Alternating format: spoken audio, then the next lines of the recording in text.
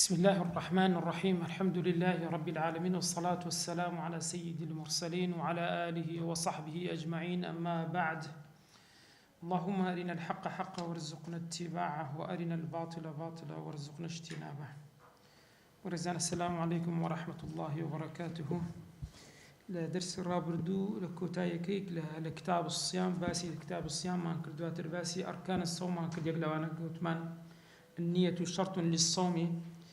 أو ما نتوكد أو روهاتينا سر برصة هشتا منهاج الطالبين وعمدة المفتين إمامنا ويرزا ورحمة إخوائي للسربيتين قيشتين فصل في شرط الصوم أو فصل باز لا مرزي دروزبوني روجو دكات بلام لروي فعلك دواتر لروي فاعل دواتر أو ترشك بدواي دادة إن شاء الله دستيان في ذاكين لرا زيادة لصحة الصوم من حيث الفعلك باز لمفترات دكان يعني كروجو دشكينن أوش تاني كوا روجو دشكينتين دفرمي إمامنا رحمة إخوائي اللي بفصل الشرط الصومي الإمساك عن الجماع يكم شد أويا إنسان خوي بقريتن لتسي بويكا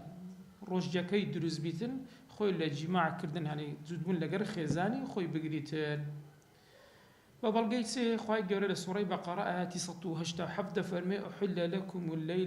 ليلة الصيام الرفث إلى نسائكم. الرفث مفسرين دارين ما بستي في جماعة كواتا ليلة الصيام للشو دروس بو بياولك الخزاني زود بي كواتا بروش دروس نيا إنسان أقر هاتو زود بي لك الخزاني أو الرجي كي بطال دبيتين أو كوا يكم مفتر يكم شتك روج ديش بيانيتن مسألة زودبونا لقل خزان دواميان استقاءة يعني دبي خمان بقرين لخورشان نوا نقرشان نوا بالله قيئاتها يعني أوي إنسان بخو خوي برشين توا نقل بخورشان وقا غلبه بسري دهاد رشاوة أو حالة يشتري إساباسي دكين كواتا دوام أوي الاستقاء يعني بخو ألف السينوتار زماني عربي بمعنى طلب القيء خورشان نوا فمن تقي عامدا دفر مهركسك بعمدي خوي برشين توا أفطر رجكي دشتشي ببلغيت سين أو حديث صحيح كأصحاب السنن 4 جريتان وغيري وانش في غنبري خاص صلى الله عليه وسلم دفر من ضرعه القيء ضرعه يعني غلبه كسجرهاتون رشانو بسري دا الظالب وهو صائم برجوبه كسا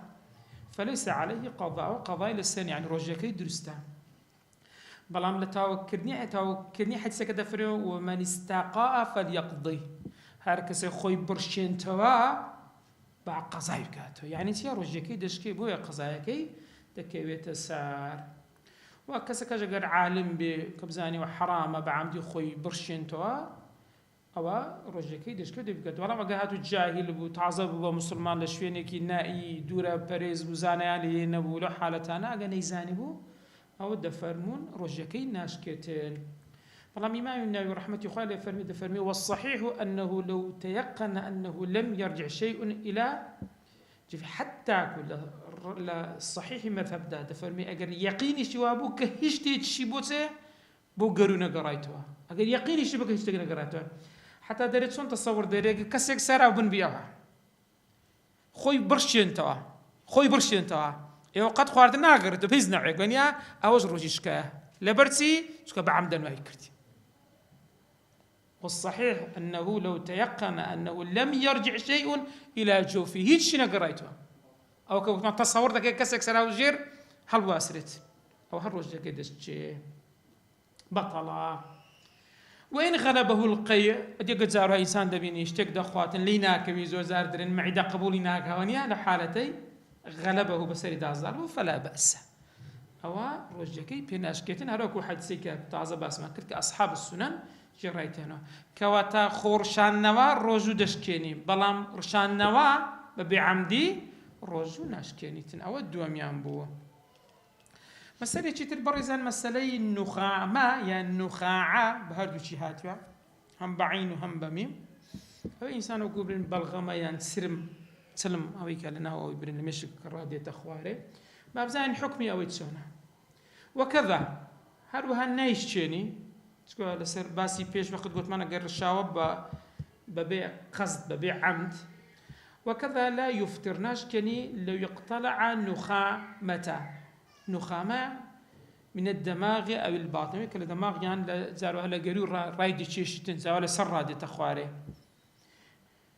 النخامة يعني النخاعات دره الفضلة الغليظة التي يلفظها الشخص من فيه أو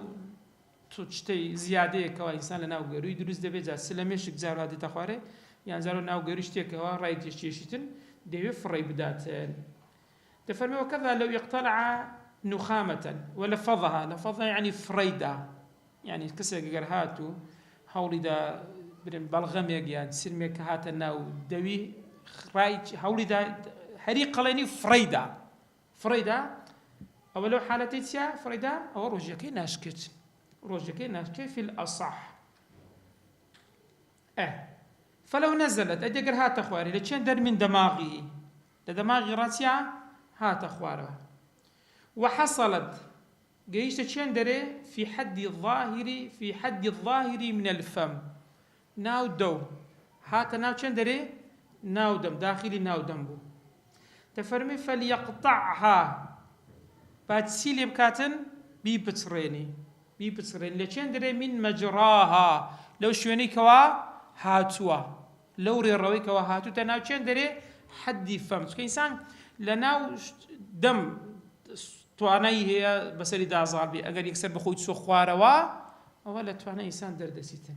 زاد فرمی اگر هاتو ناو حد فم كاتناو دوي من بيبسرينيتن إنزا يمجها يعني يرميها بافريدات كات اگر هات خواري توانت هبو هات ناو دوتو با قطعي بكاتن إنزا سيلي بكاتن فريب داتا وكون نسيت خواروا قلام او بيد قلت هات ناو چندري هات حدي فم ناو دوي إنسان إنزا فإن تركها مع القدرة أديقر هاتو تواني هبو بيبسريني وفريبدا بلا موازي لهنا فوصلت الجوف سو چندري لحلق لرلا قروتيا سو خواري تلي ديوكاتي دري أفطر في الأصح أو رجكي دشكت لبرتسي تازو دي فإن تركها مع القدرة تواني هبو بيبسريني وفريدات بلام نيكرت يعني تسونا وهاتو تناو دوي كتي دواترتيها فري ندايا أفطر في الأصح بلام ولا الشافعي كان نظم دنجي أو إنما نظم هقرا زول باشا فمن ابتلع برام أقدار بين المذاهب فقهي إسلامي لا الشافعية كانوا حنبلية كان دشكي بلغم واشتواء خدانوي روجي بيدشكتن برام لا أحناف كانوا مالكي كان ناشي لا أحناف دقا مالكي كان ناشي حتى وكو قربين تناو دويش وبس يجيرتوا لكن ناشي وش رحمتي شي قوري إنسان دكا سي مبتلى ما شاء الله ببردامي حخر خريتي وشتناو ديني تبات أولا مذهبي إمامي أبو حنيفة وإمامي مالك رحمة إخوان له يعني لو حالتي إن شاء الله معفو رجكي ناس جدا أو قلت جدات والله وثم مذهب إمامي الشافعي إمامي أحمد نخر ودشكيتنا قدار ما دام تواناي هنا نوي فرداني فرينا دا لمذهبي خمان مذهبي أحمد دشي قدار بس لمذهب إمامي أبو حنيفة وإمامي مالك لا أوان ناس شيء سيمشي برزان لمفتركان كالروجي دشكينن وهروها وعن وصول العين إلى ما يسمى جوفا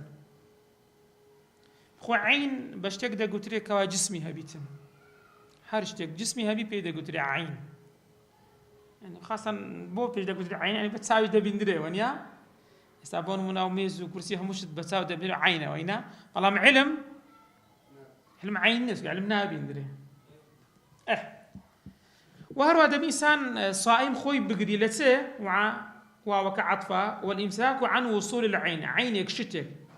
زابا دنك نسكي بيبا كم تريج دوي بيت حتى دري أجاشتك نشخوره دنك برديشك سكي ها وردي لبرديش أجر هاتو أو عين بقاعدة تشين دري إلى ما شوينك يسمى جوف بيب قتر ناوا بيب قتر تسي جوف يعني ناوا أوا دشكينيتين لبرسة لأن الصوم هو الإمساك كالصوم هو إنسان خوي بقول له موش تاني كده دسنا وشين دري ناو جوف دەچێتە ناو داخلی لاشەی مرۆڤ. بەڵام کە وشەی عینی بەکارهێنا چی لە مقابل دەردەچی بەڕێزان وەخەرەجە بالعینی ئەلئەثەر ئەنی کاریگەری شتەکان وەکو کەریحی بیشەم یعنی بۆن منە بۆن کردن. ئێستا بۆن شتێک نییە بە چاو نابیندرێ وەنیا کەواتە شتێک ئینسانگە بۆن کاتن ناگاتێ یان جاروا دەبینی سارد و گەرمیە تو هەست پێ دەکەی ستانان لە شوێنێکی زۆر ساردی بە لاشت هەست پێ دەکەی وەنە دەگاتە لاشەشت وەنیا بەس ئەو شتانە عین نییە شتێک نییە بە چاو ببیندرێتن. کە دەڵێت جەوفیش بەڕێزان ئاگادار بە جەوف ئەوەیە کە لە ناوەی ئینسان فەراغ هەبیتن لە ناو جسمی ئینسان چه هەبی فەراغ هەبیتن. حتى لرا دري وخرج بالجوف عما لو داوى جرحه الذي على لحم الساقي لقوشتي لاقي يعني لراني برينيك دلوي علاج ذكاتن لو حتى وكو اقرهاتو او درمانا بقاتا موخي اسك كشي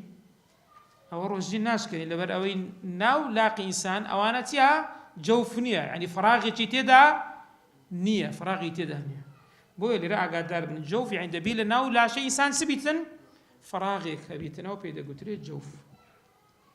أو كرأي معتمد قيل تشمان هي الضلي وقيل يشترط مع هذا لجر أو جوفي كهيا أو فراغي كرنا ولا شيء إنسان أن يكون فيه دبيل ناوي تهبت قوتك بهزك بي تحيل الغذاء أو الدواء يعني أو درمانة أو خواردني بقوري بقيت تشين دري إحالبك يعني بقيت لا شيء خود لا شيء تو بقيت لا شد كواتلي راوا لسر أو قيل يعني أو شتاني نابت خواردن السودي نابي بومروف أو حساب دك لسر أو قيل يعني كاري قري نابي لسر روجش كانت أو تستدين باسيان دكين دين يجيك دين خواري باسيان دكين كواتا هرشتك داخلي جوف بي سودي اللي بيني سودي اللي نبيني روج دشكيني أما رأي معتمد قيل كسيا دبيش تكسب بيتن استفادة بلولاش لكن استفادة نبي لسر أو قيل نابيتن سكذا فرمي لأن ما لا تحيله لا تتخذى به النفس سكذا إحالنا كونك بخواردن بولاش إنسان نفعي نبي سودي نبي أو هرب جوفش دانا دريتين كواتف على الوجهين هردو وجهك قولي معتمدك هرشتك داخلي جوفي قيل كي كدري بقاتا جوف وقوتك بي أو خواردني بقيت تشندري يا درمانك بقيت بدني إنسان فعلى الوجهين كواتا باطن الدماغ سري إنسان يعني فراغي تدا ونيا سوني تزاني فراغي تدا دبينه وكساني زلطي ميشتيان لذاتن خوين لويت لديتن رادوست غير فراغ نبي خوين شنو خوين راوستاني نابي ونيا وهروها باطن الدماغ والبطن ناوي شي انسان او دياره هم كزاني شي انسان او فراغي زوري تدا والامعاء ريخلو كان والمثانة مزردان أوانا هميان سنا هميان باطنة هميان يعني جوف يعني بيدا قترتين هر هميان كواتا لسر هردو قولة كان لهردو وجه كان أجر هرشتك بقاتا أو تصار شويني كتازة باسمان كرت باطن الدماغ باطن البطن الأمعاء دقر المثانة تفرمي مفطر نعم مفتير بقى تخفيف نسرة لكن نقول بتش نسرة بالتجديد نسرة مفطر لا من لازم ونسخة اعتماد مثل كذا بتخفيفات يعني دبيته هوي روج شكاندني روج زاو بكوتسي يعني بون منا إسازة دي شون أو شتانة دقاتا أو شفنانة باس ما كرت أو تصار شفنانة باس ما كرت يكمل شت بالاستعاطة استعاطة أتو تشتغل لك بولا لوتو بتستناو داخلت لك بو زياتر بچن در دروا يكم شد بط دماغك يا للرجاي لوت او زياتر قطره وشتيا كلوي دنير دريتن او الاكل خواردن او دچن در درواتن او لبو باطن انسان بطن درواتن او الحقنه وتلا بيش انسان تلا دواو انسان بيتن لهر دروا واش بوتيا دست لبيشو داخلي تدبيتن ناو مثانه دبيتن لدواوش اگر حقني بو بقريتن بناو دمار درواتن او الوصول من جائفه او كسك برينيتي لسري هبي لسري برينيك هبي ناو او برينات تبقى تشندري قالت ناو ميشي قالت داخلي ميشي وبيد قلت جائفه او المأمومه دري الجرح الذي يبلغ الدماغي جائفة ببورن برزان جائفة أوي برينك لا شيء إنساني برينك لا شيء إنساني كوا هردو لا يكون بيتن يعني شون درشتك بلا شيء كتير لو لا يسوي لو لا هتدري بدن إنسان زعل هر شوية نقبي أو عامة هم يدقرتها برين لهر شوية نكبي هردو سري يكون بي أو بيدا قترت جائفة دري الجرح الذي يصل إلى جوف الإنسان كبقى بسيطة ناو ويمروف أو ما أويد أو بريني كلاميشكا زال ناو ميشك بقاته وهرشتك وبقاته ناو ميشش بها ماشت أو ونحوهما نحوي أوشتانا كواتا هرشتك داخلي باطني إنسان بي تي دماغ بي تي ناو سجي بي تي أمعاري خروكان بي تي مثانة بيتن أو أنا هر هموي دبيته هوي تي هوي روزو شكاندن أدي قطرة كردن لجي والتقطير في باطن الأذن ساكاتك لنا وجي خوي دكاونيا إذا نقل لاي بيش وشنا بله ما مستان والله داخل بقاته ماشي بله لا سجي خوي بداتن بقاته داخلي أوي بهماش دشي أنا حتى أقر بحريتي خوش بيبر ولا شمشيركم ليدا خنزركم ليدا أنا دشين كواتا ميما حدوده كان بزانا شوية كان شين ده هرشتك بقاته بي دشين والتقطير في باطن الأذن يعني قطرة خصنا ناو يجي أو زيادة اللي بوشندر دروا يكسر الدماغ دروات هروها وباطن الإحليل دري مخرج البولي من الذكر إحليل يعني بون من الأشفيني ميسكردن يعني سري ممشي أفرد لو كنا كي هرشتك ليش بهماشت هرشتك داخلي بيتن بهماشت أوانش دشكينيتن أوانش مفطر في الأصحي الصحي مذهب إمام الشافعي ساعة أوانش دشكينيتن وشرط الواصل برزن أو شتي سباس ما كرد شوينا كان شندرن وتسونيش بقاته بس شوازي جيش نكتسونا باب زانين وشرط الواصل واصل كسكه يعني كسكه بيجيني كونه دفرمي واصل جيني ركا كونه من منفذ أويك تبدرن درتسا كون بيتن اسمه دخلوا مخرج هردو يعني هم لتسونه هم لقرنوا دفرمي وشرط الواصل كونه من منفذ دفرمي أو منفذ دبيتسبي مفتوح دبيتسيا كراوبي كواتا ما زور زار دبيني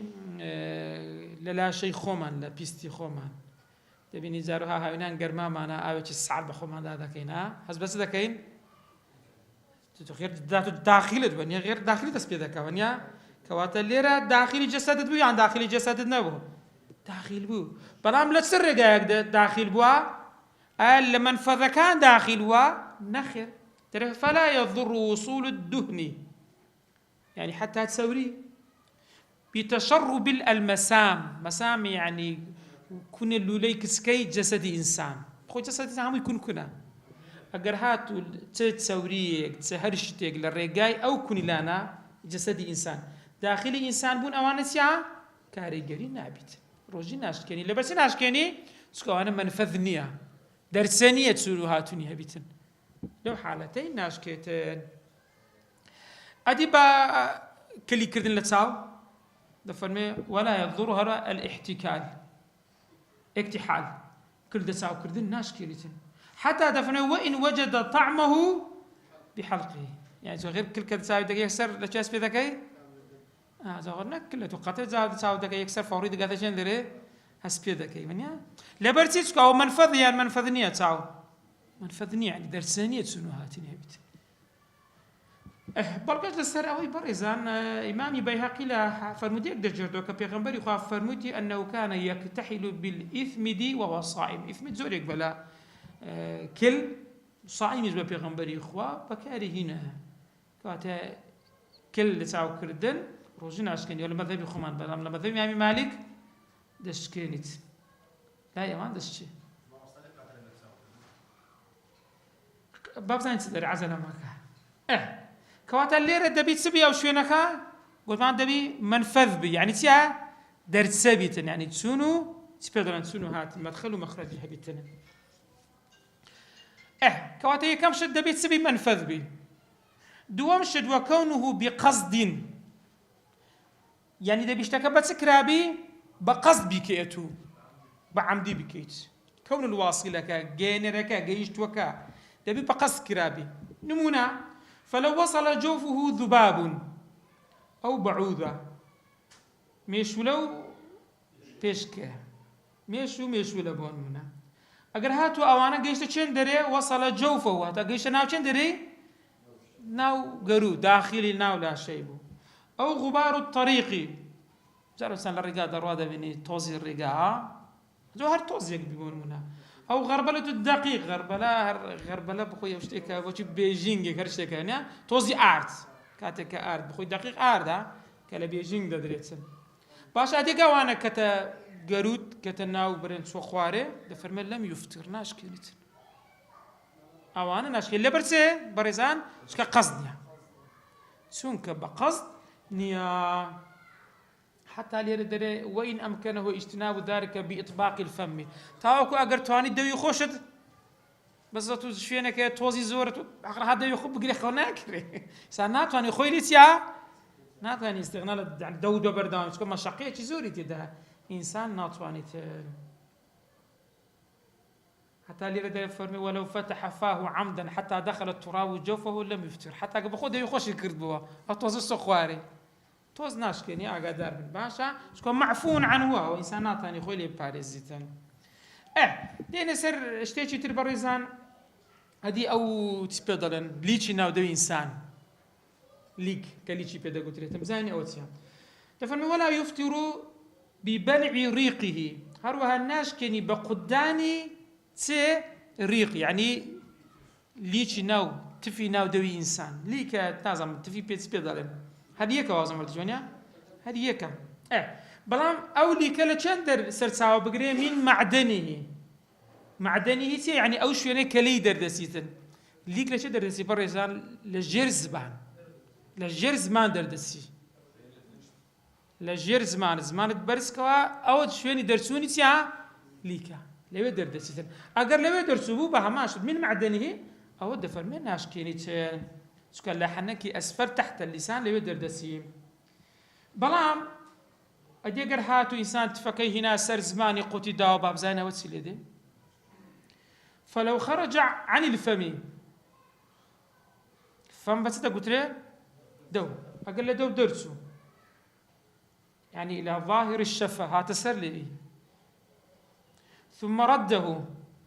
جراوة وابتلعه قتد سو حالتي كم سعريش والله ما كاين دا باشا او حالتي او يعني زال المنا كان باز دكاو حكمه كيديني او بل خيطا بريقه داويشي هنا بليش سبيدرن تراتي دوي طريقت بل يعني تركردن طريقت ورده الى فمه جراو چندري ناو دوي بلام وعليه لسر او خيتتهبو رطوبة تراتيه چي تذهبو تنفصل اگر بدكشي با اوها او كسل دهات زياده بوا او حالتي چتكش هيش تا حكمك بازنا كريا قدر سيميان او ابتلع ريقه مخلوطا بغيره تفي خويتي ليشي ناودوي خويتي قتدا بلام تيكلا بتسي مخلوطا بغيره بشتي تر يعني بون تو تساك تخوارد ساعتها بيعتبها قشيرين بي دواي تساك خلاص بناودو تسي تدا شيرناتي تدا غير او لي كذا قوي تسري يدي هموي تيكل دبي تساش او شيرناتي شتي تسيا شتي طاهره باكا ونيا مخلوطا بغيره ذات طاهر بتن او متنجس ببيسيش بي هردو تشا يعني كابراش تيجي بيس بخواتن بون من دري بوشتانا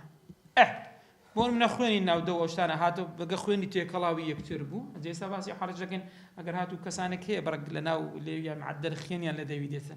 او انا معفونه وانا درسونا لو سي حالتي برزان باس ماكر هسي كان ساري دري افطره لشكت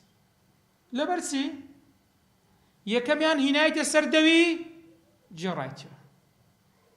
دواميان خيتكا تكرا اوكي لزياب بكريتو بلام او تسيلي كرد جرايو قتيدا سيم حالة اويا اتوليجي تو دقرشتيجي ترتيكر باوشتا خارجي عن ليكاكيا جوازا لقر ليكاكي سابو زانان دفرمون ئینسان با هەوڵ بدا ڕەمەزانان پاشیوان نەک شەرنە غەیری ڕەمەزانیش کە دەوێت بە ڕۆژیبی ئاخێشت ئاوێک بە دەوی خۆت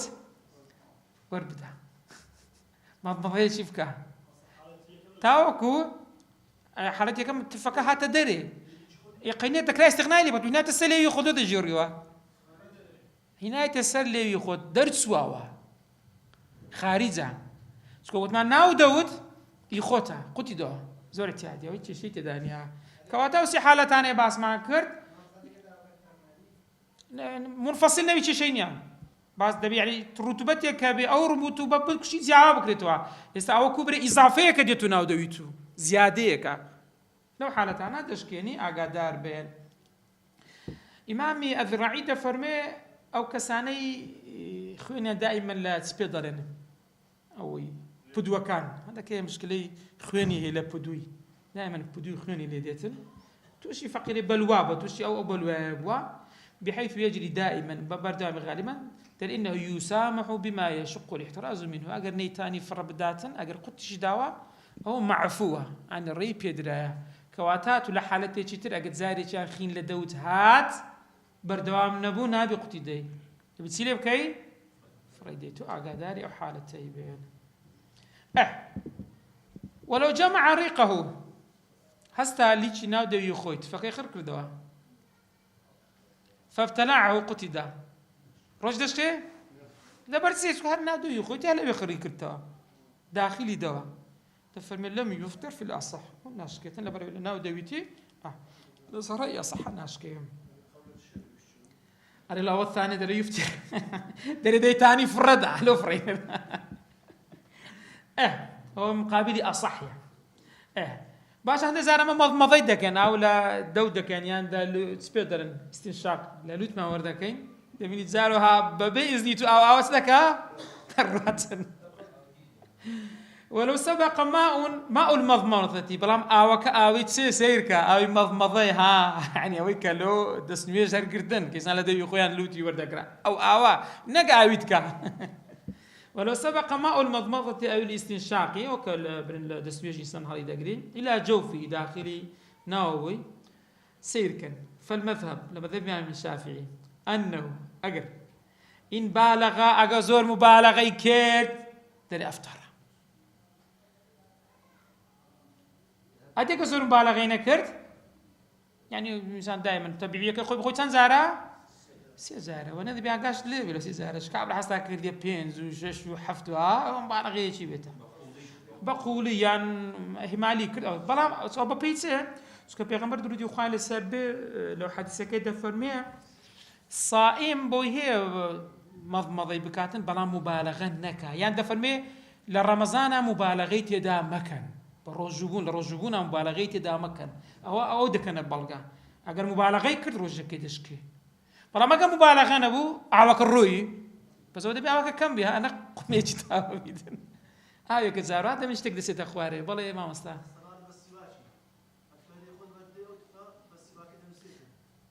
والله ده بزور ده قالي السواج يقلش تانا وكو داوا كنا ودو ديني ودو در ديني وصل ديتن يعني رطوبة يجلس دكا أو رطوبة تنفصل عنه هو دكريهتو هتا لنا ودوتا بلام هيش بلا بدايات كداتنا لنا ودوتو قلت دي قيدنا بلام هناتو دل داتنا وتسيلي هات وكو خيتك لي هاتو درو فصل دكرا ولام ديسا تو خرتو نادو يخوت هو شي شي درسك عقدار سور عقدار من لشتانا ادي هندي زاري خواردن لنا ودم دميني لجير دانا كان زارو ادي حالته سيبرزان تفرمي ولو بقي طعام بين اسنانه اقراتو لنيمان دانا كان عندك خواردن پاشماوی مابو فجرى به ريقه او بردي خواري لكك بردي خواري نك بخل قوتي ندا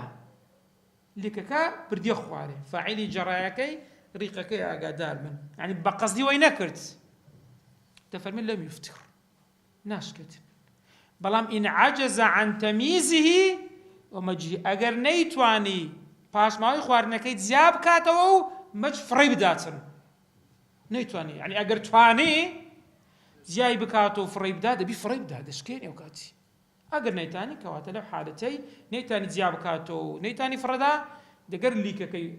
شوري كردو خوارو لا قالو خواري او معذوره ناشكت ئەگەر هاتوو باسی حالەتی ئیکراه دەکەین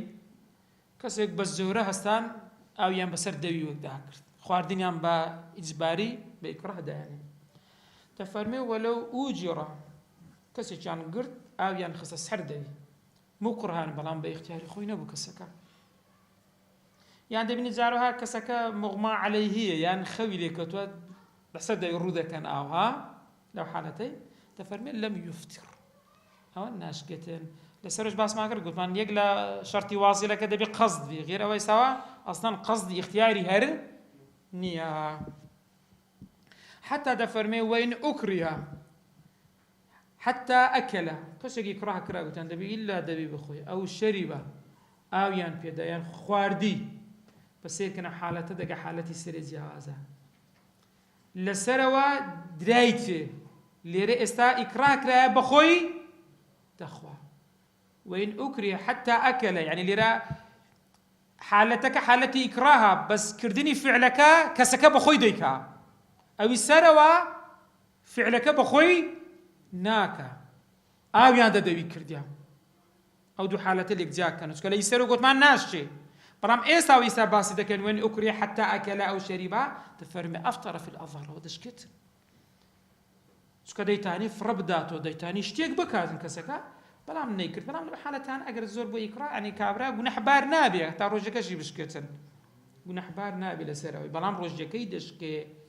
ئیمامی نەووی چ دەڵێ بەڕێزان قلت الأظهر لا يفطر ڕێی ئەظهر ئیمام شافعی ئەو حالەتەش ناشکێدرێ والله أعلم چونکە ئیختیاری لەدەست نەمایە کەسەکە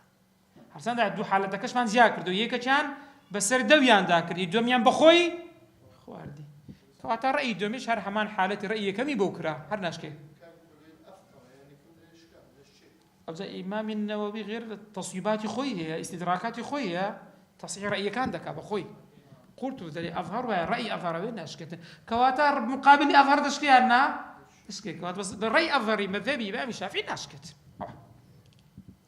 ئەدی ئینسان ئەگەر لە بیری کرد زۆر جار هەیە ئینسان ڕۆژان یەکەمی ڕەمەزان چ حالەتانە دەبێ توش حاڵەت دەبێت وإن أكل ناسيا أجر خواردي بلام بنسيان بو أقالي نبو لم يفطر بها ما شت ناشكي واش بفرمو ديك صحينا توا بيغمبر خاطر فرمي من نسي وهو صائم فأكل أو شرب فليتم صومه فإنما أطعمه الله وسقاه ما رجع خوي درجة بيبداتو خواي جبرا أو خواردنو يعني أو آوي بيداوا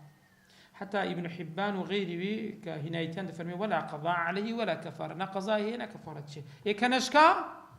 هو دو كيتريش نابت بلام أقدار من دير إلا أن يكثر ما قرز زوري بخوا في الأصح إلا برسي دير لأن النسيان مع الكثرة نادر أتو قلاص وقت خوار والله قلاص الزورة بس برين قيدين يا وڵات دووەمیش تێکەوی بخۆی و سێمیش بخۆی و پاش سێم برێ وڵات لە بیرم کرد بوو ئەوە زەحمەتە نسیان زەحمەتە لەو حالەتانێ وەنیا زۆر جار هەیە کەسێک دەبینێ قومەچ خوار ڕاست بە بیری دێتەوە پشکلێوێ نازانێ ئاوەکەی ناو دەوی چ لێ بکە دەبی فڕەت داچن بەس يعني دائما النسيان لە حالەتی کەم ڕوو دەدا حالەتی زۆر ناکا برە دانیشتیان خواردنێ خەریکی خواردنێ خەلاص دەبی تەواو خواردنی هەموو خوار لە بیرم کرد ناخەوە بدنا باروق ميا مراكق ميا خوارنا جيتا بوده فرمي الا ان يكثر مقر زور بيت كلا زور دشكيتن في الاصحي صدر امام النووي اللي رجد فرمي قلت الاصح لا يفطر لسان اللي رجد ناسكي والله اعلم لو شكا يكم ينكوري لروي عقلي لي كان داوا قوتان نسيان دغر زوري ناغونزي اللي رجد نعم النص معناها ملكسي نسكي دبين نسكت شكا نسكا ناري زورو كم دفرمي فأكل أو شرب نار الزوريان كان بو إمام النووي نخر أو حالتش ناشكي أدي لمسألة يجي مع بريزان بزو حالتي نسيان باز دكات تكمل لو سرو باسي نسيان ما قلت الجماع وتمنى بإنسان جماع وكا والجماع ناسيا والله لازم لمسألة الجماع تصور ناكري إنسان سن دين بيش ساي خو تصور بكي حالة دقها الروبدا زحمتها بلام لو كتبي فقهيش دائما فرضيات زور زار باز ذكره ودشكري حالتك لكن يعني بس حالتك لنا نادران دبي نادر بي فربي والجماع الناس يعني كالأكل وكو أكل على المذهب ناس كتن پێچارە مفتر بەڕێزان الاستمناء ئینسان بەدەستی خۆی ئاوی خۆی بهێنتەوە ئەوەش دەبێ ئینسان والإمساك عن الاستمناء دەبێ خۆی بە دوور بخاتن دەفەرمێ فيفطر به بەهۆی کردنی ئیستیمناەکە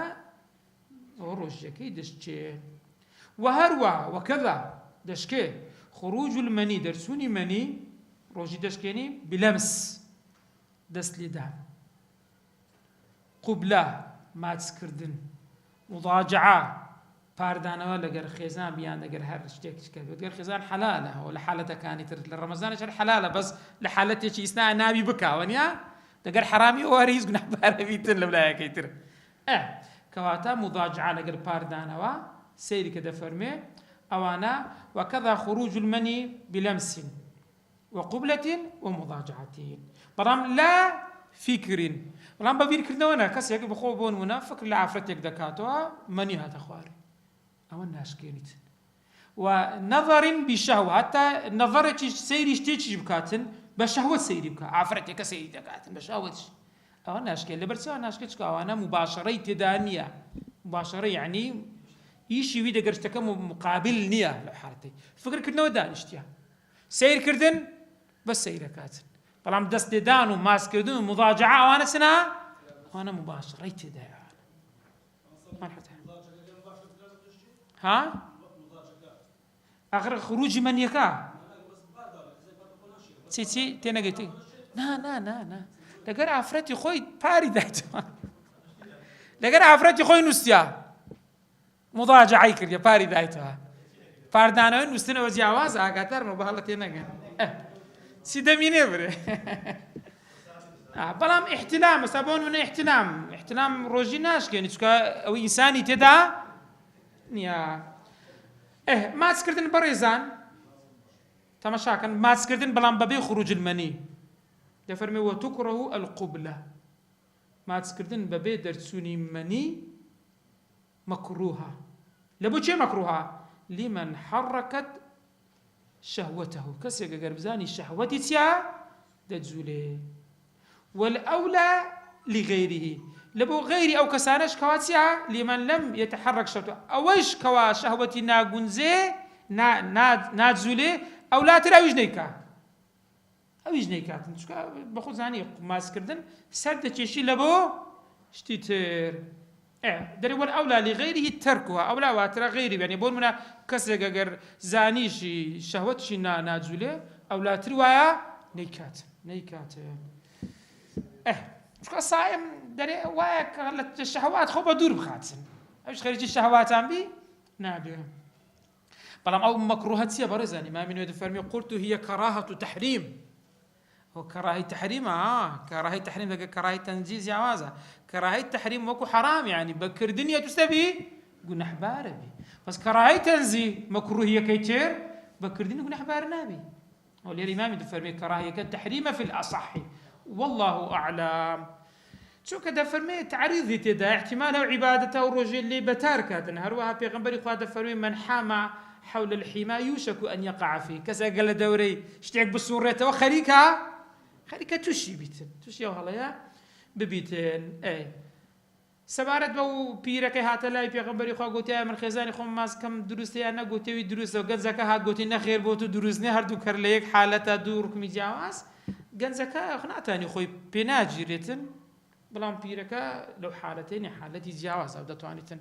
زاڵبی بەسەر شەهوەتەکەی خۆی بەڕێزان هەندێک مفتیڕاتی تر هەیە باز نەکرا یەک لەوانە ئەڕیدا هەر کەسێک مرتد ببتەوە خوابمان پارێزی ڕۆژی دەشکێت زەبا یەک فعل بێ بە یەک قسەش بیت جنون شێت بوون بە هەمان شت حەیض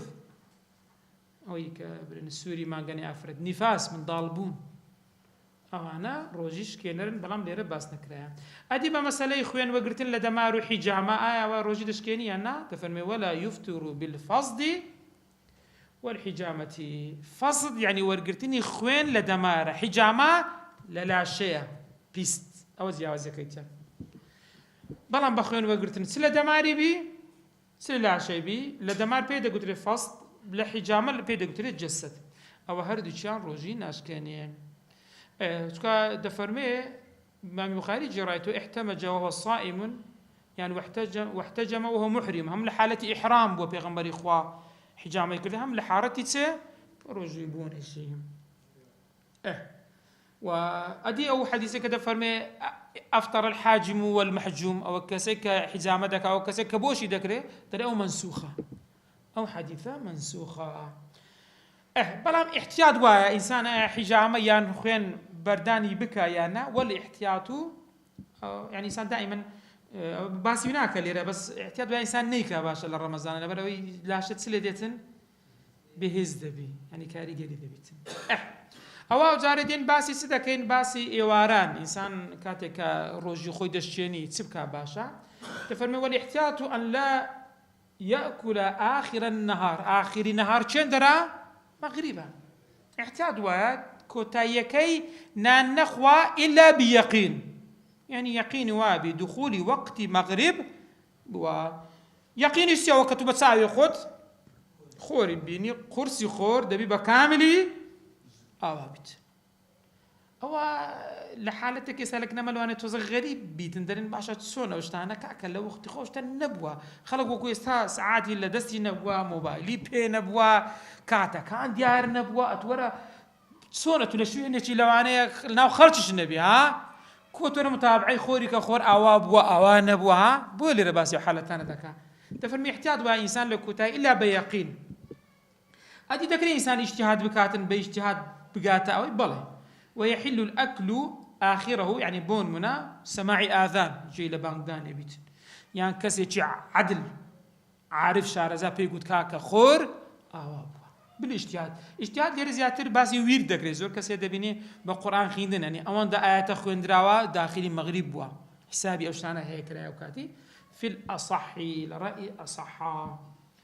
باش أو زدين باسي كوتاي شو سرتايا كيدكن بيانيا كي تفرمي ويجوز جائزة إذا ظن بقاء الليل كسيقا غير زاني هشتا هرشو مايا خوارني خوارت بلام ظنك باجتهاد يعني بإخبار يعني كسيقا قلت كاكا هشتا نميج بياني نبوة أو خارجي سبو خواردن يعني اجتهادي خوي وابوك هشتا فجري صادق ورمنا درنسوا قلت أو باسي الظن دكا إمام النووي دفرمي قلت وكذا لو شك أجا شتشي هبيتن سكا الظن للشتشي بهسترا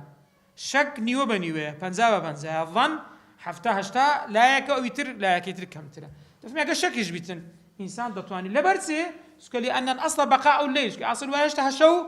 هرماوة شو هشتا هرماوة بلا ما كسي خبري بيدا كسي جعدل قلت كاكا تواو برا كاتب بانجي بياني خلاص تبي أونان نخواتن ولو أكل يعني أو شرب باجتهاد هستا باجتهاد يخوي خواردي يعني خواردي بلان باجتهاد أولا يعني ساعة يعني قبل الفجر في ظني بيشي فجر دابه أو آخرا أو دكا بيشي مغربي باجتهاد يخوي وبان الغلط بلان دواتر بوي ودركد يعني تسون بنويجي بيانية هشتا بانك ندري يعني بانك دانكا وكو استاذ سبحان الله استاذ بانك دان زورا خلق جيلي دبي كهرباء صوت دي رتزارنش توان نبوة كابرا ناني خوار دوات الخبر عندها بان الغلط قلت والله كاكتو ناني دخوتي ودومك دخولي وقت ودومك بانك درا يعني ايوارا بهمان شد ايوارا ناني خوار دو ويزاني وتيا مغربا تواتر كاكا تو ستكري هشتا كاتي ناتيا تفرمي وبان الغلط بطل صومه روجكي سلي دي روجكي دشكت لبرتي لأن العبرة بالظن البيني خطأه لأنه بدرك كوا عليك ديك السكا حتى دفرمي لا سدني في رسول الله تيجي حادثة جهر ويدا يجلس صحابة كان دجرتو دفرمي روجي كان حوري شي زور تنتها حوري شي زور بهيس هات بيش مغرب الدنيا تا تاريخ خلقك قلت أنا كاكا مغرب دهاتيا باروج يخون بشتري قلت يدسي عم بيكروج يخون شكات هندي بيرنت تحور رويش الدنيا اشتر هناك خور أوان نبغى يتعصر روجك كشان شكات يا بيغمبر بابير مدبي أو روج سليب كان نبي قزا بكريت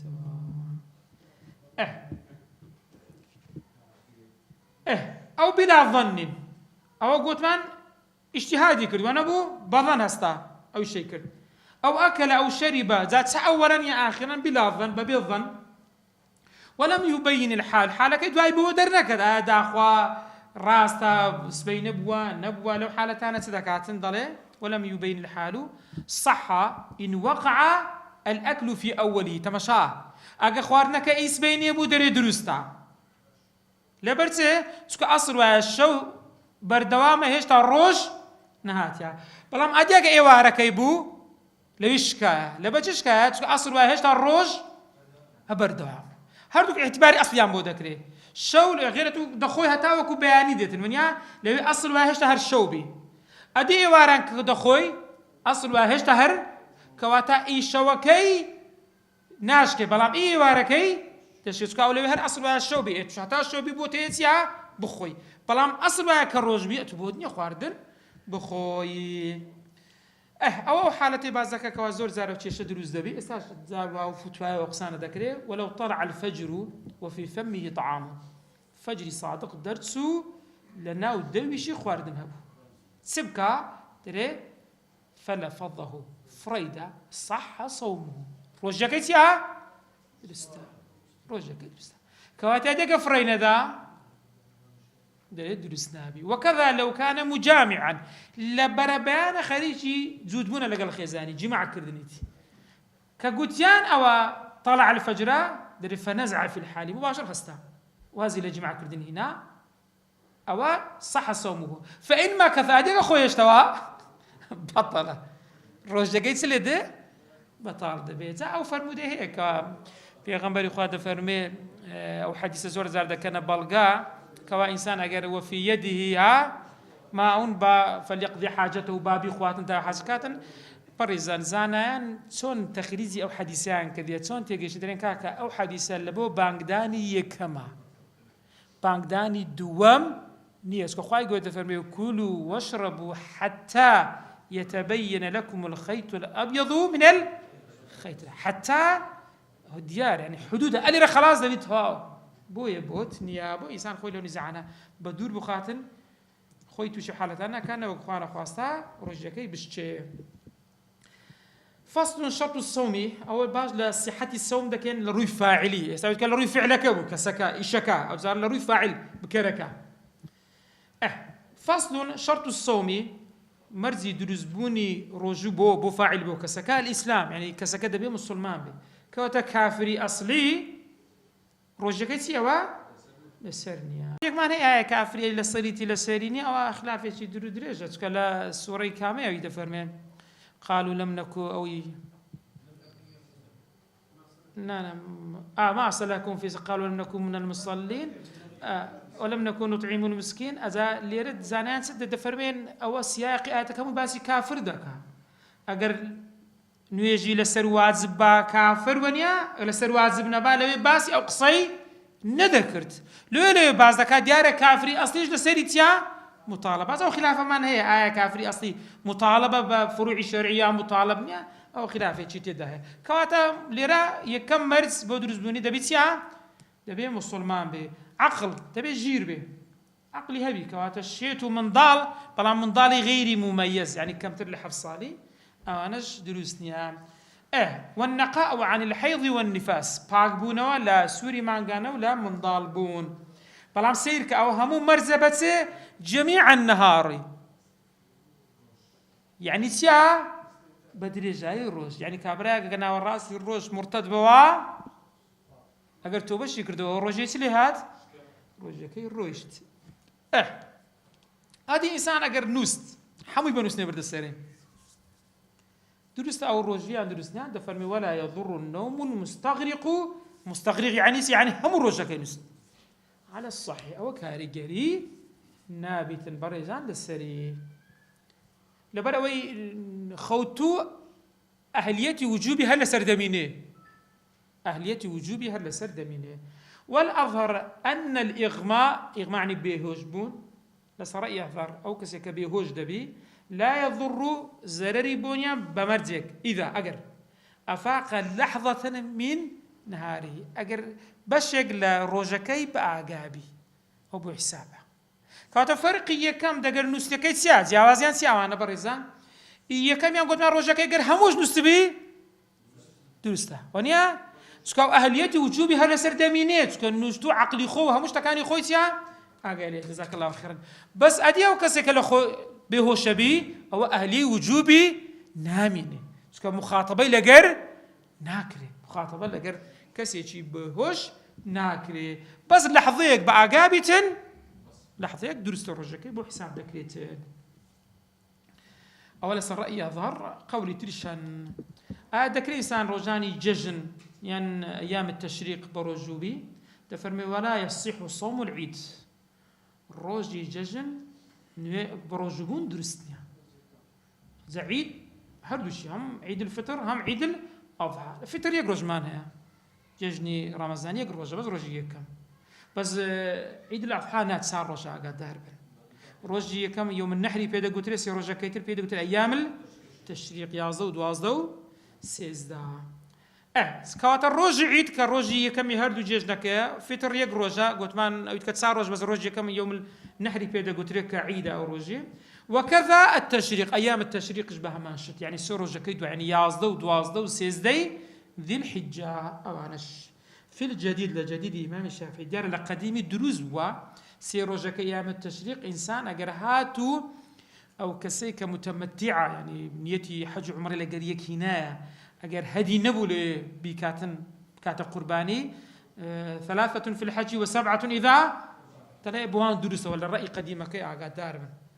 بس لجديد نابت الرأي جديد إمام الشافعي نابي إنسان للروجة كان يججن بروج بي نازم قصة كده شيطان بروجة نازم قصة لشيء هنا شيطان لا بروجة بي لو خوي دقري شيطان والناقر خلق بروجة بي نازم قصة لشيء عادي أنا وين أو كساني بروجة بندق الشيطان بي كان يكفعل نازم ما بس تكاوي نازم فلما نقول للشرع بخوك وخوم يعني نم بيستهيس كالشيطان بروجة بي شيطان لا بروجة بي أدي يوم الشك برزان ولا يحل التطوع يوم الشك حتى التطوع جنابي بيتن بلام تزور التطوع يكبر رزان هجي استدي باس يوم التطوع دكات سروجك بخوي بازكا الا بلا سبب اجى السبب ينبو يعني كواتا اجى السبب يهبو درستا سكا بيغمبري خو عمار كورياسر دجو فرمان صام يوم الشك فقد عصى ابا القاسم او اصحاب السنن 4 جريت يعني كاتب بلا سبب يعني هي السبب سبب شيء يعني نا قضايا نا مسألة سبيدرين تطوعي بلام بهوي نكفارة ننذر أنا مسببي هي فلو صامه أجرهاته بروجبه تطوعا بلا سبب لم يصح في الأصح الرأي الصحة أو تيا درسنيا روجك درسنيا لا يوم الشاك بلام وله صومه عن القضاء والنذر والكفارة بلام دتواني يوم الشك لبو قضاء لبو نذر لبو كفارة أو أنا هم سببي هي سبب يعني وكذا لو وافق عادة تطوعه هروها أجرهاته يوم الشك بو كساني كوعادتي وابو روجك يعني بقول من أو كساني همود شو مو بيشام بروج دبن يعني أواني روجك بروج دبنو روجك بروج نابن أجر روج دوات تريبي كفراغ يشيل كده بفراغ لما بيني روجك روجك بيتن أولو حالتنا أوانش دروس تبرزان يوم الشك دري وهو يوم 30 من شعبان روج السيمي شعبانا بلام تسون يوم الشك حساب دبي بريزان دري إذا تحدث الناس برؤيته خلق وتيتيان مانج ديترا خلق بيقو بلام چه شاهدا كسن چه ديتي بخوي كسن أو بيدا قلت لي يوم الشك يعني كسن شاهدنا ودرن ويانجو ديترا چه كاكا ورا بابتن نية كسني أو بيدا قلت لي يوم الشك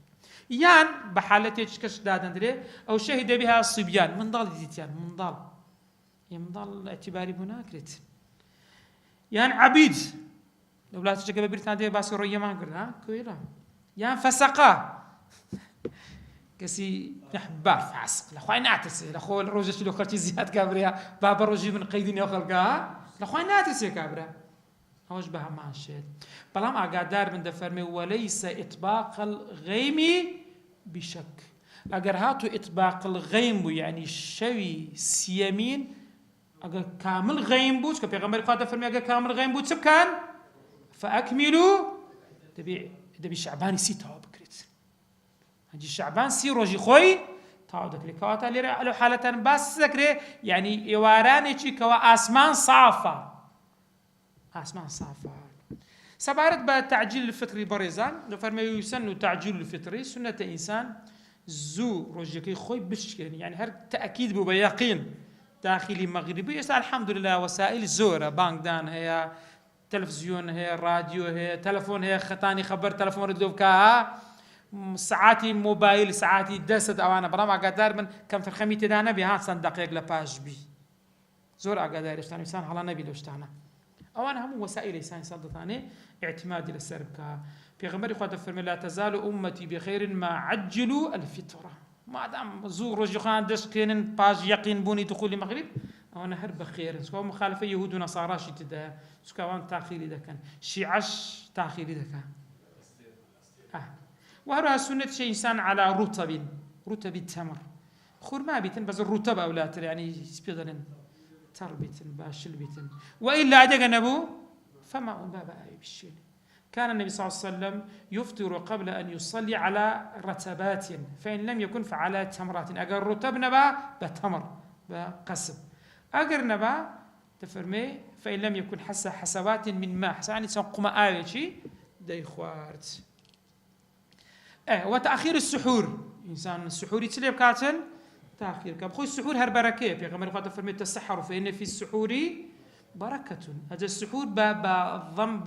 ضم السيني هذا برين السحور أو خواردنكيا خواردني باشيو سحوري بدا قلتري هذا السحور بو أو فعلك يعني خواردن عملي خواردن بيغمر قد فرمي استعينوا بطعام السحر على صيام النهار هوردن يعني بشت بخواردني السحور بخون وبتاكل روشيا قوته بهزبن توانا طاقتان هبيتان هروها وبقيلولة النهار على قيام الليل فرمي قيلولة بروج بكان بوي شوي بتوانن هربسنا ويسن تأخير السحور بيغمر قد فرمي لا تزال أمتي بخير ما عجلوا الفطرة وأخروا السحور يعني دائما السنة بإنسان شكاندني بيش خاطر زوانيا بس سحوري تلبكا تأخير بكاتين ذا حكمة إنسان إلا دفرميت التأخير بكا ما لم يقع في الشك يعني نقات كاتي دخولي فجر بويا النبي نقات أو شكي يعني قصداني خريجي بانك دانا زود استهقرا با تأخيري أو نبي لا فجريش إنسان ناني بخواتين ذا حكمة إنسان بهز دبي يا مخالفة كتاب يهودا دفرمي هردوكا هم بهز دبي هم مخالفي أهل كتاب شاء وإنسان السحورش يعني أدنى شدة بخوي أو السحور حتى تفرمي في غنبري خوا حديثك ابن حبان ناتي تفرمي ولو بجرعة ماء يعني نقوم أوش أجا باشي بخوي جابو إنسان زور كسيتي والله باشي ناخذ كاك قوم أوش بخو يعني قوم أوش قد خوارت أتو سحورت باشي وتكرت يقوم أوش يقوم وقت كاش دفرمي نصف الليل لأن يوشوا طاو كده قاعدة بيعني دس بيدكاتن هي دري من المغرب أنا مخار طاو لازم نجيب يعني ناكا هر ناس توسيا إنسان روج قرتن هالروانيا أو إمساكاني باس ما قرت خولي بقرا ناكا كده فرمي وليصن لسانه عن الكذب إنسان بازماني خوي لدرو بقريتن نمي ما بيتزون دان بهرش تكريس كبيغمبري خاطر فرمي من لم يدع قول الزور والعمل به فليس لله حاجة في أن يدع طعامه وشرابه يعني كسيك بيزمعني خوي نقري وخلق أزيد بدا خوا منتي بونيته خلا خواردنا وخد قرت يعني برادرك دقو زار بس صحبت دقيش كفاق سيدة كرت ياربو لكاتي رمضان أبو هذا زار زماني خوينا دا بارز دقو تو إيواري زايش تبو دنوسي تاني برسي بس دنوسي تاني يعني هيز أجل پاداش تكت نمايتوا أو إنسان با هاي بو نكره تينو برسي بالا گر تينو برسي كشي بمرسره أجل پاداش روجه كشي بكاملي بو هبيتان بو إنسان خولشتانه بدور هروها نفس خول الشهواتش هموشتان الشهوات ذات سه تام كردن بيت سبينين بيت جيلي قرتن بي هموشتكان اوشتانه كالشهوات إنسان خوله بدور بخاتن أديك إنسان جنابتي كتسرت كاتك دتواني بشواداني بيختباش فجريان بيش فجر دفرمي ويستحب أن يغتسل يعني جاء قبل الفجر يعني مستحب بيش فجركي مستحب بەڵام دروستی شە بکەوێت دوای فەجریش دووسە، بەڵام نابێت لە دوای فەجر بگاتە نوێژی سبەینت دەڕات نابێت، کەواتە دەکرێتن بکەوتە پای فەجریش، بەڵام مستحب وایە پێشی فەجر ئینسان جەنابەت لە خۆی دەربکە. هەروەها وان یحتەریز عن الحجامة والقبلة، هەوڵدا لە حیجامەکردن و لە ماسکردن خۆی بە دوور بخاتن، چونکە حیجامە و خوێنوەگرتن ئەو تەبیعەتیان وایە لاشە ئینسان چ لێ دەکات لاواز دەبی کەسەکە بێهێز دەبی بێهێز. قوبلەش گوتمانەوە سەردێکێکی لە بۆ شتی تر. وذوق الطعام سەسان دەتانی زۆر ئافرەت خواردن تام دەکات، بەس مستحب وایە خۆی لە بە دوور بخات، چونکە احتیمال ڕۆیشتن هەیە، زمانە ڕواندی یان لیکەکەی ئاو دیوی کرد خواردی چۆ خوارەوە خۆی بە وەل ئەلعەلکی بنیشت بە هەماش دیسان خۆی لە بنیشتی بە دوور بخاتن. ئینسان چاکە چ بکاتن لە کاتی ڕۆژشکاندنەکەی وأن يقول عند فطره اللهم لك صمت وعلى رزقك أفطار. ئەو کە ئیمامی ئەبوو داود بەس بە مرسەلی هینایەتی دیارە ڕیوایەتی تریشکە پێغەمبەری خوا فەرموویەتی اللهم دفرمي دواتر ذهب الظمأ وابتلت العروق وثبت الأجر إن شاء. طبعا هر أذكارك لكاتي وبيزقل وش إنسان هول دا زور دعاء بك دعاء يقلو كاتاني لكاتي إفطار دعاء رد ناكرتا إنسان لدستي خوي نداته إنزا وأن يكثر الصدقة بازور خير بكاتن زور خير بدن يعني دتاني زور روجوان أو روجان بو آماده بكاتن خواردن دعوتيان بكاتن يان أجر هيزنا أو هیزنا خورمان بوو بەس ئەوە ساری زۆر شوێن هەیە دەتانی پاکەتێک خورما بەی لە مزگەوت دابنی وەنیا خەڵک ڕۆژی خۆی پێ بشێنیتن لە گەڕەکی خۆ تەوزیع بکەی بەسەر خەڵک ئاو دابەشکردن بە هەماشە داوانە هەمووی سەدەقە. تیلاوەت القورآن فی ڕەمەضان ئینسان زۆر قورآن بخوێنی لە مانجی ڕەمەضان، چونکە پێغەمبەر صلی الله علیه وسلم هەموو مراجعەیەکی قورآنی لەگەر جبریل عەلەیهی سەلامی لە مانجی ڕەمەضان کردیە لە عەرضەی ئەخیر لە کۆتا ڕەمەضان دواتر کە پێغەمبەری خوا صلی الله علیه وسلم وفاتی کرد دوو جاری خوێندە کاتی بۆ ئینسان بە بەردەوامی وردی خۆی هەبێ. ئەمە قەت لەگەرەوەی داین ئینسان بەس ڕەمەزانان ڕوو لە قورآن بکاتن غەڵەتە، ئەو کەمتر خەمیە. وردی خۆت هەبی ڕۆژانە قورآن خوێندی خۆت دیار بی، جزوێک دەخوێنی نیو جزو دەخوێنی کەمتر دەخوێنی زیاتر. وردی سەحابەی بەڕێز لە هەفتەیە قورآنیان ختمە کرد، یەک هەفتە هەموو هەفتەیەک جومعە لۆ جوعەی ختمی خۆیان خلاص کردەوە. ئەوجا ئینسان با وردی هەبی ئەتوو کاکە ختمیش پێ ناگرێ ڕۆژێ جوزەکی بخینە پێت ناکرێ نیو جوزی بخینە پێت ناکرێ دوو ڕوبعان کاکە عەلەقەل ڕوبعەکی با کەمتر نەبی کاکە عەلەقەل با سەفحەیەکت هەبی هەموو ڕۆژێ. أحب الأعمال إلى الله أدومها وإن قال با کەمیش بی مهم ئەتوو وردت هەیە يعني ورد يعني چی يعني شتێک بە بەردەوامی دەیکەیت با هەد بیتن. صدقة قرآن خويندن لما جرمزان وأن يعتكف اعتكاف يعني ما نواه وخاصة لا سيما في العشر الأواخر منه لدى شوكي أخيري باب من يتوا شكل خوي بالمنهيات سبيدر أواني كان هيك إنسان بدور بخاطر حاولوا بدابتي لمزجوت أو أولادي لمزجوت كفي خمس سال لمزجوت كرديتي زرت ساكا كتاب بدين إن شاء الله بدرسي دهاتو بي. وصلى الله على سيدنا محمد وعلى آله وصحبه أجمعين.